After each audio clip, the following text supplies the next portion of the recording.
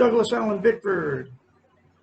It is September 11, 2022 at about 11:03 a.m. here in Klamath Falls, Oregon, which is my hometown. I'm recording live out of my 105-year-old house here that I bought in May of 21. I am a self-taught psychiatrist, therapist, and counselor. I don't have a college degree, but you don't need a college degree to learn something. It comes out of a book. I taught myself the science of the mind and how it works, okay? Through thousands of hours of study. I am offering therapy sessions of 1 hour, once a week, 4 times a month, free of charge. I'm an expert in emotional, sexual, and physical abuse victims, okay? Because I am a victim. I was emotionally, sexually, and physically abused by my parents. And my whole life, I carried that all the way up till I was 65 years old, sitting in an old RV park, in an old RV park in Christmas Valley, Oregon. All by myself. I taught myself how to heal myself, and I can help you teach yourself how to heal yourself.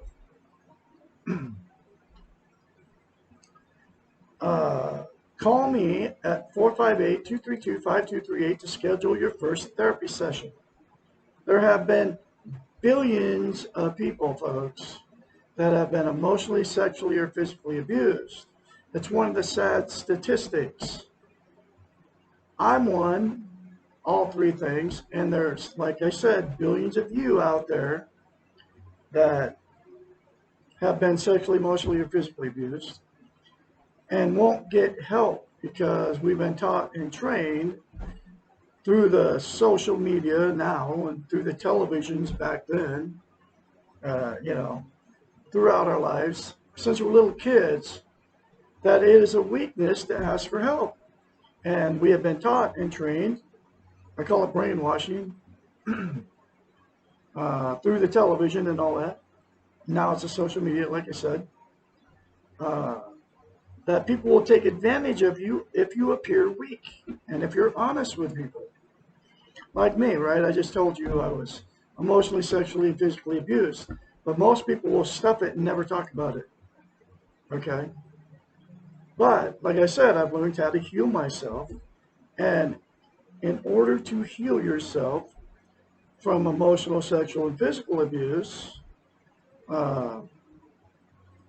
you have to attain a thing called self-esteem, okay?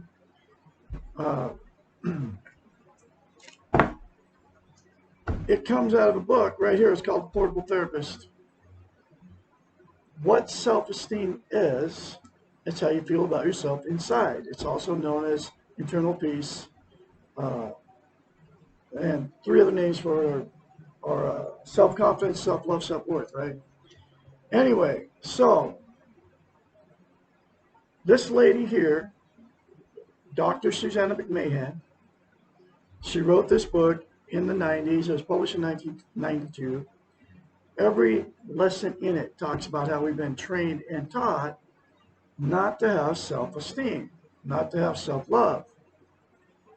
And in order to heal from emotional, sexual, and physical abuse, you have to attain and maintain self-esteem. And you also can't get healthy-minded without self-esteem, right? So she's had thousands of clients. Her doctorate is in psychology. She wrote this book 30 years ago. She also has a master's in philosophy. She's 73, lives in Madrid, Texas with her husband. Anyway, so she's had thousands of clients that would hire her and pay her big bucks to fix their unhealthy minds. She knew as a psychiatrist and a therapist, she couldn't attain a healthy mind until her clients would attain and maintain self-esteem. Uh, so she came up with a very simple concept to get her clients to give themselves self-esteem. Nobody can give you self-esteem without, uh, nobody can give it to you. You have to give it to yourself. So anyway, here's that very simple concept. She told her clients to say four things to themselves in the mirror daily without fail. Okay. I love you. I love my inner child. I'm worthy to be loved. I'm worthy to love. I am full of goodness. Uh, those four things to yourself in the mirror daily will give you instantaneously give you self-esteem. Okay. But to maintain that self-esteem, uh, you have to uh, keep saying it. Okay, it's like lifting weights. You have to practice it. Uh, if you start lifting weights and you stop, you have to start it from scratch. Self-esteem is the exact same thing for the brain. Okay, so you'll have to say that to yourself literally in the mirror for the rest of your life. I love Douglas Allen Bickford. I love my inner child. I'm worthy to be loved. I'm worthy to love. I'm full of goodness.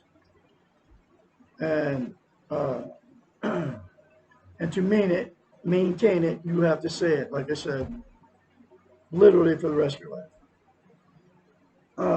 Uh, the reason she came up with mirror therapy and why it's so powerful.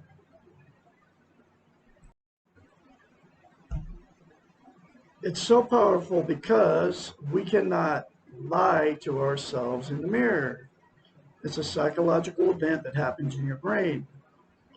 Uh, you can say bad things about yourself in the mirror. And when we all do it, when we start getting older, I don't do it anymore. But we can all say bad things because that's the way we feel about ourselves. You can't say good things to yourself in the mirror. Those four things to yourself in the mirror every day are a very good thing to say to yourself because you cannot lie to yourself in the mirror. So, the very first time you do it, folks, you'll have to uh, force yourself to do it. It'll seem very strange and awkward, but do it beyond that feeling and just do it anyway, no matter how it makes you feel. Then you will get self-esteem and you will maintain it. I've been saying it to myself for about 22 months plus now. And I will continue to say that to myself in the mirror, plus a lot of other positive stuff. Self-esteem is the absolute most important thing you can have on the planet as a human being. And here's why that is. There's two reasons. You can't be content without it. What content means is you feel good about how, where, and what you are. It's also known as internal peace. There are uh, 12 things that people are using to try to be content, get internal peace. They are uh, self-harm. It's cutting or scratching yourself, or people commit suicide to try to feel good, right? To make themselves feel better. Okay. Uh, all the social media, doesn't matter which one it is, Facebook, YouTube, TikTok, the list goes on and on, right? It makes you feel good temporarily, right? To get a like on Facebook or whatever on the social media.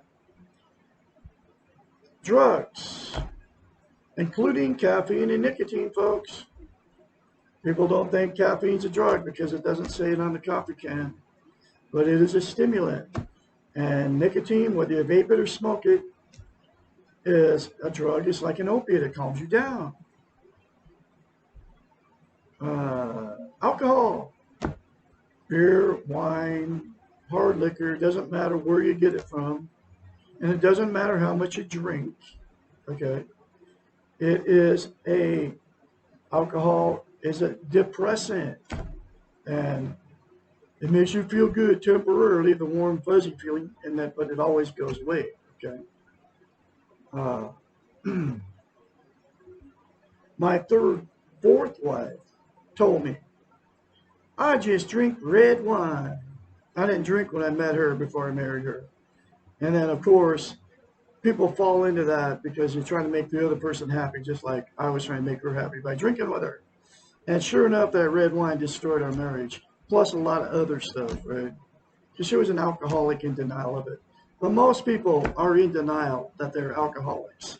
There's no reason to put alcohol or drugs in your body, okay? Absolutely not. And the only reason you're doing it is to make yourself feel good, okay? Just like caffeine and nicotine. Uh, Sex, exactly the same thing. It feels good to have sex, and then as soon as you get done, you have to have more sex to feel good. You know, it's only a temporary feel good. You know what I'm talking about. Okay, as soon as you're done, it's like for the man and the woman. Uh, Food, exactly the same thing. You eat, you get full, and people overeat because it makes them feel good to eat, even though they're full. So they overeat, then they get overweight because they overeat. Okay. Then they feel bad about themselves because they got overweight. And there's a lot of people doing that too. Okay. Gambling, exactly the same thing. You go gamble at the casino or to the bar, at the video poker machines, or you play cards, right? Feels good to win, but it feels really bad to lose. Okay. And uh, people actually commit suicide because they lost money, right? They lose everything they own. Television. It's like a huge one. Turn on the boob tube, feels good for a minute while you're watching it, or for if you become a couch potato. A lot of people do after they retire, and that's all they do is sit behind the boob tube and watch TV. My sister's one of them. Okay, all my family's like one of them. Sit behind the boob tube or the computer screen, filling your mind with all that illusion. But it never lasts. As soon as you turn it off, the good feeling goes away. Uh, Religion, exact same thing. Go to church, feels good to do all that stuff with all those people that you believe. They believe like you, right? Doesn't matter which one it is. Christian, Muslim, Catholic, Seventh-day Adventist, Jehovah's Witness, the list goes on, right? Buddhist, feels good to do all that stuff and say all the prayers and the communion and go to the potlucks and all that, right? But as soon as you leave, the feel good goes away and you have to go back and do more church. My ex-in-laws, that's all they do is go on Sundays all day long, go to church. And then condemn and criticize people like me that don't go to church, but I do believe in a creator, I call him the Great Spirit, right? The Great Spirit. Criticize people like me that don't go to church, even though I totally believe in a creator, right? Anyway, same thing with religion. It's always temporary, never lasts, right? Material possessions, exactly the same thing. Get something new, you get something different. Feels good as soon as you get it. But that good feeling always goes away. New relationships. You get a new relationship, man, you know how it is. You feel super good because you just got a new girlfriend or boyfriend or a new partner, right? And that good feeling never lasts, okay? And then the last one is dinero, the green. You get some money, you get a bunch of money, you get any money. Feels good to put it in the bank and save it if you do that. Feels good to spend it, to go buy something with it, right? But as soon as the money's gone, the good feeling goes away. I don't care if you saved it. I don't care if you blew it at a casino. That good feeling goes away, and then you want more money to feel good. There's absolutely only one way that's going to make you feel good permanently and give you internal peace, make you content permanently, and that is to attain and maintain self-esteem, self-love, self-confidence self-worth, and it is by you saying 4 things to yourself and daily in the mirror for the rest of your life, literally. Like I said, it'll take you less than 10 seconds. The second reason that self-esteem is the absolute most important thing you can have as a human being. You gotta wonder why nobody's teaching it. Okay, how to get it? Because they don't want us to have it. Okay, I'm talking about the governments of the world. Okay, people do weird things. Just one of the things people with no self-esteem will do. They'll go work for the government and get paid and kill people in wars. Okay. If people had self-esteem, self-love, self-confidence, they would never pull the trigger on another person. Okay. They wouldn't. They would not go in the military, and they wouldn't do that. You're doing the government's dirty work, right? I mean, the guy that dropped the bomb on Hiroshima and Nagasaki, right, in 1945, on his deathbed, I kid you not, didn't regret it one bit. Got killed millions of people. And he was ordered to do it, so he did it. If he would have had self-esteem, he would have never done that. Anyway, the second reason is you can't love or love without self-esteem.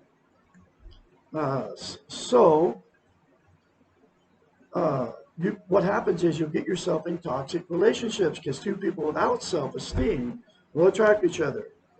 The way to know if you have self-esteem is this. If you can very confidently say, I love you in the mirror, I love my inner child, I'm worthy to be loved, I'm worthy to love, I am full of goodness. That means you have self-esteem. If you can say it to yourself daily.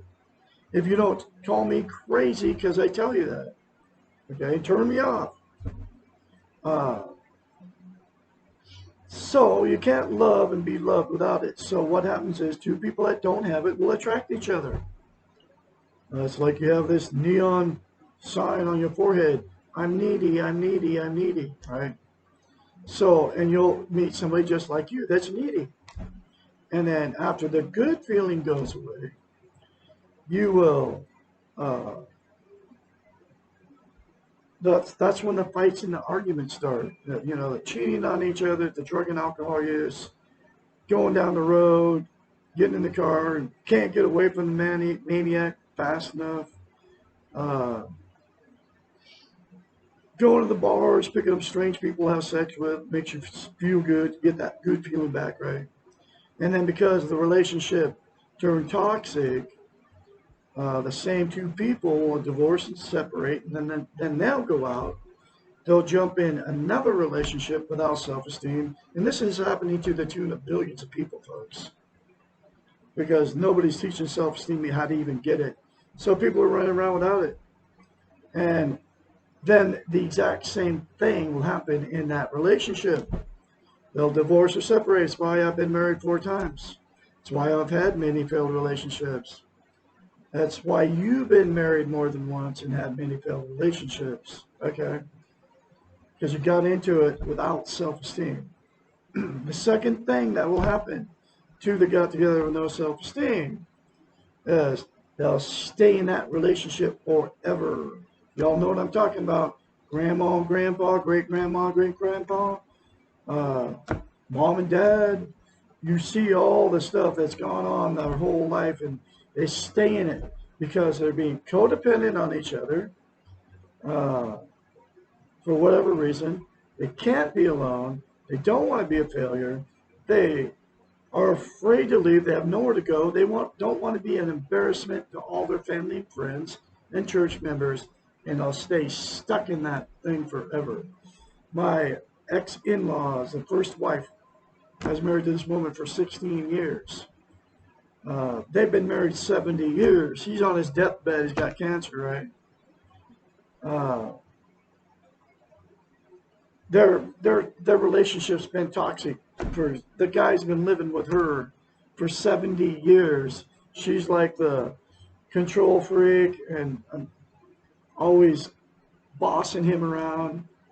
And he lets her do it to him because he had no self-esteem.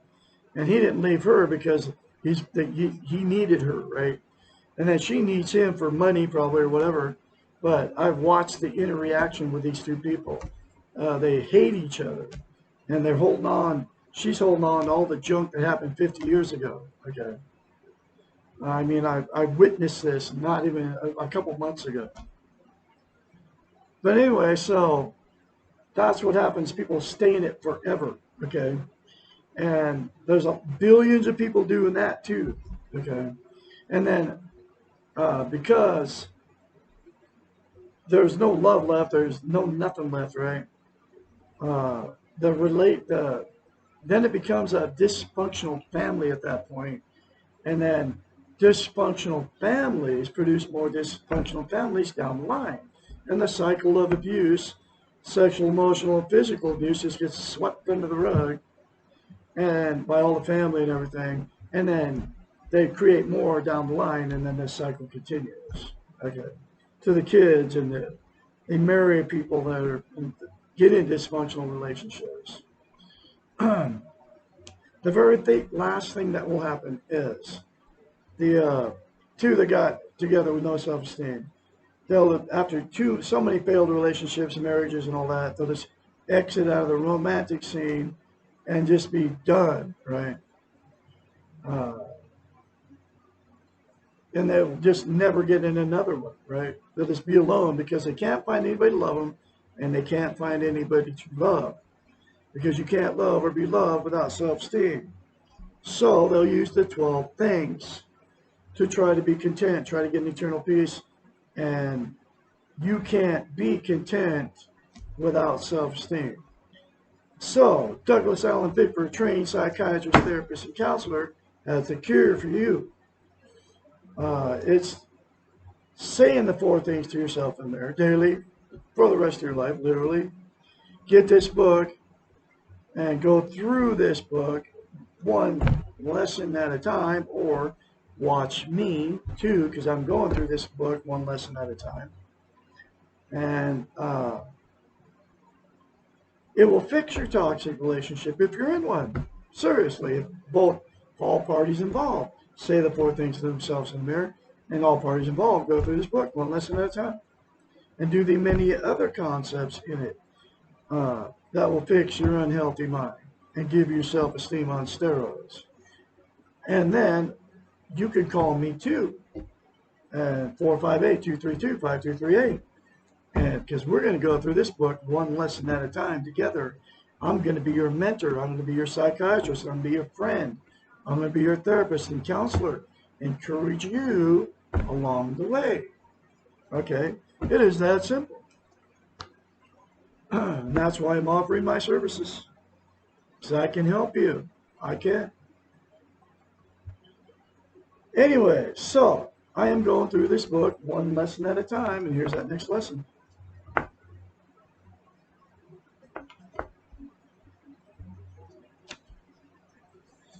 What makes the world so crazy? Lesson 4.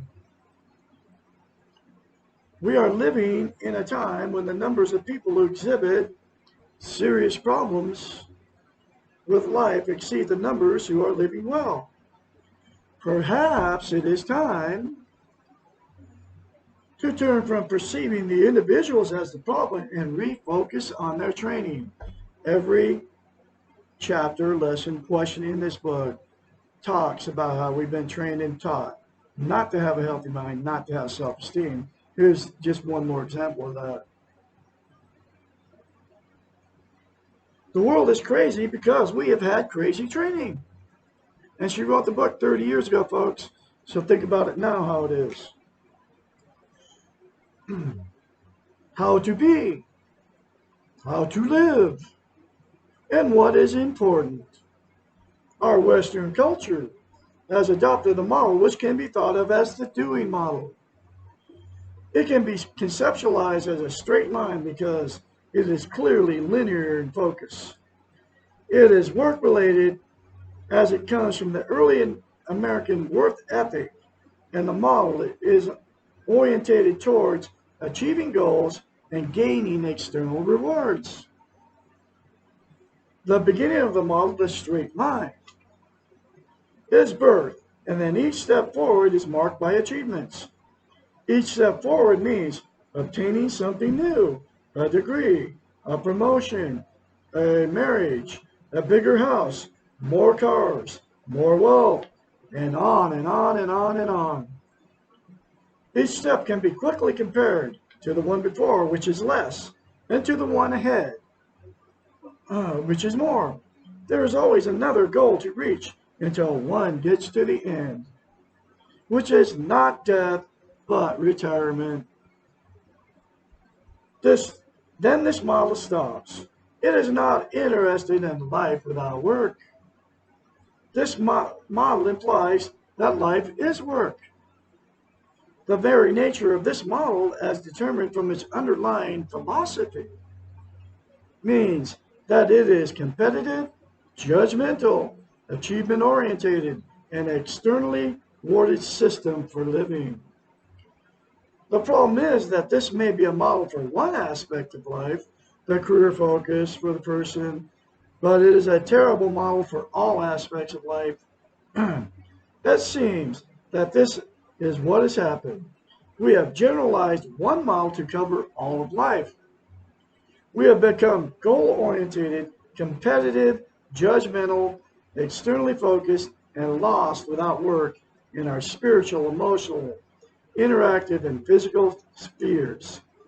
No wonder the world feels so crazy and we feel so lost. What is needed is stop blaming ourselves for inappropriate training and begin utilizing another model for living. Far Eastern philosophies and religions have developed a centuries-old model which can be conceived as the model of being. Think of this model as a circle which spirals inward without any beginning or end. There is no better place to be on this model. Just being on this is enough. As a matter of fact, being is enough. Because it is circular, this model continually recycles, meaning that you return to where you have been before, but because it spirals inward, you are never in exactly the same place as before. You are constantly changing, and everything you perceive is seen as if for the first time with your changed eyes. Because there is no known end, there can be no goal in getting to the end. Thus, the journey is the goal. It is being on the path, not the final destination, that is important. And there is no competition because where you are on the model is where you are and not comparable to where anyone else is.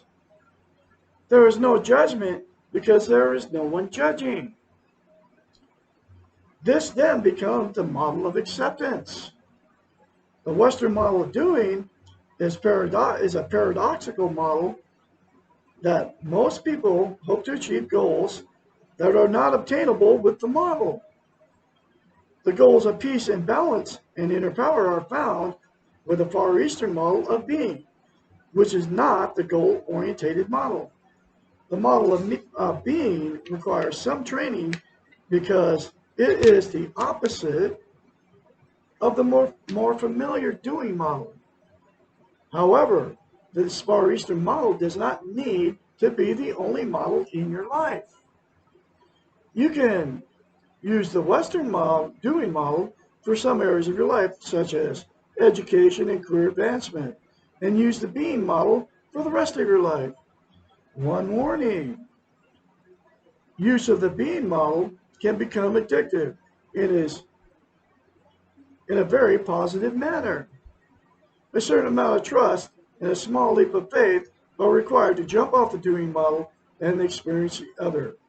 Remember, you can always jump back. You can always choose to go back to what you know. But first, please ask yourself if it works for you. Do you know what you need to stop the craziness? Question mark. If the answer is no, take the lead. And I took the lead Didn't even know what I was even doing until I read it in this book. I'm on the being model now, but I'm also on the doing model. My doing model is try to teach you how to love yourself out there. It's my life's work to help you, and I'm going to continue to spread this message.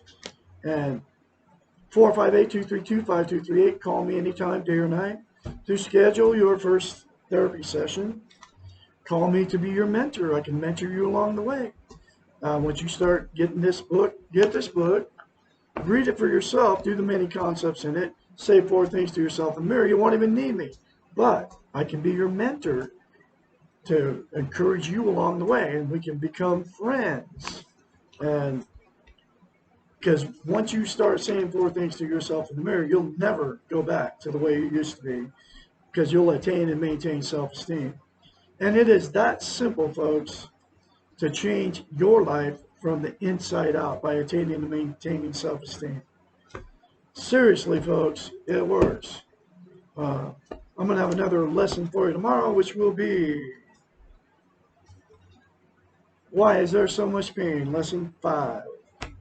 You all have a great Sunday out there, and I will be talking to you tomorrow.